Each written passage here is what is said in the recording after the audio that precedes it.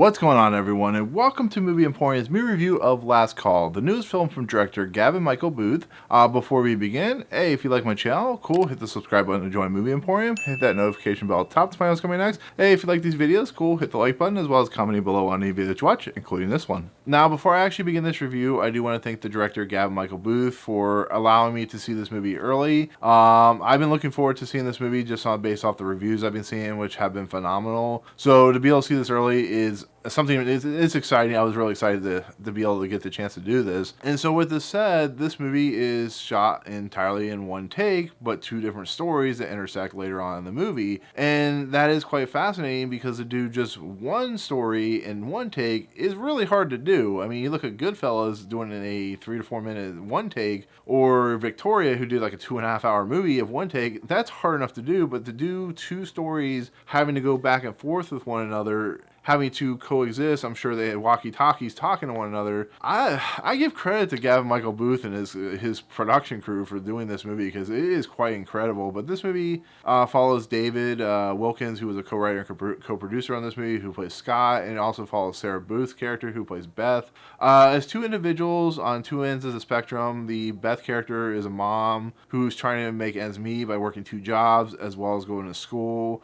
And she can't find her son throughout the story. She doesn't know where he is. He's like 12 years old or something like that. And not the missing son, but the going to work for two jobs and going to school is something that really hits home to me because my mom was like that. She didn't have two jobs, but she worked a job. She took care of two kids, and somehow she made it work, and she was going to school and stuff like that. I don't know how she did it, but somebody like this character, what she is doing to try to raise her son, to try to make ends meet, I applaud it. It's something realistic and true to form, so her character really feels like an authentic piece of, human being, I guess you could say. And then on the other end of the spectrum, we have David Wilkins' character, Scott, who has had some very troubling things in his past, and he is very depressed.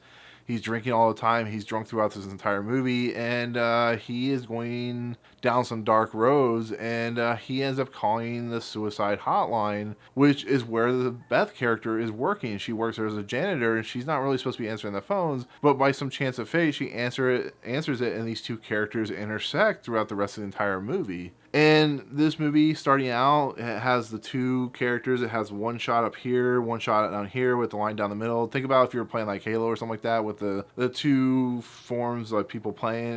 It's a stupid kind of example, but if you think about it. And then when it gets to them talking, the split actually moves upwards to have one character on this side and one character on this side. So I like that touch. I really do. I think it's fascinating. It leaves both stories running concurrently, but it makes it more personal when the horizontal instead of the vertical line is happening. But these characters, as Gavin Michael Booth and David Wilkins are portraying, writing out, are humanistic characters. They're realistic characters. There, I'm sure, are suicide prevention people that deal with these types of people all the time, and that's why it makes it so realistic. To level of sincerity, the level of realism that's put into this movie is truly special. It really is. This movie is unique, not just from the storytelling aspect and the cameras and stuff like that, but just the storytelling it's trying to do. It's giving you a truly truly harmonic storytelling aspect, and I give it a lot of credit for that.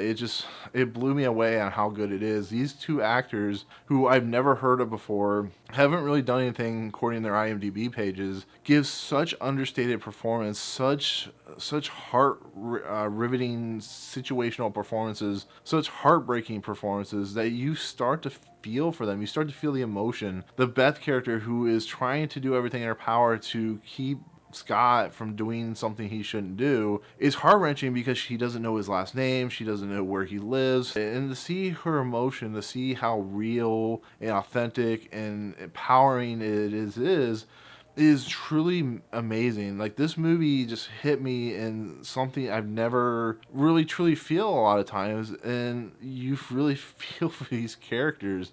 David Wilkins truly gives a great performance as a guy who's just lost everything, who feels at the end of his rope. I got tears. It was incredible. It really is. This movie, no lie, is an incredible piece of work. I enjoyed it every second that I watched it. Not on a pure excitement standpoint, but just how real and truly inspiring it felt. And it'll take you to places, deep, dark places that you not necessarily want to go, but you will do everything in your power to try and stay with it. You want to be there with Beth. You want to reach into the screen and try and help Scott and do everything in your power. And you're just watching a movie, so it's incredibly sad to see from that aspect. But it's so good. It really is.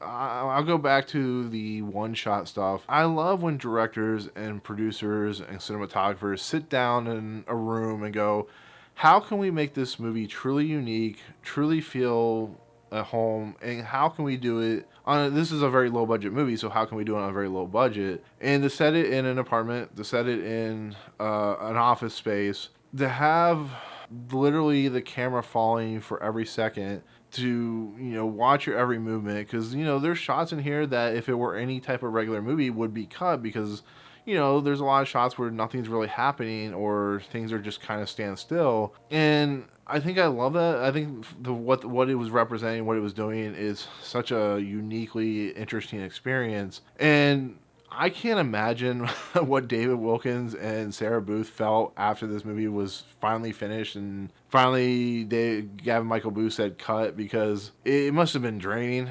I'm sure even Gavin Michael Booth, who's like really focused on the movie itself, was he was focused, but it's just the emotions you see on their face are as true to form as you can get. So yeah, everything about it just works. But when this movie shows up on VOD and you see it, please watch it. I recommend it highly. And this is not just coming from the fact that I got a chance to see it early as an early copy.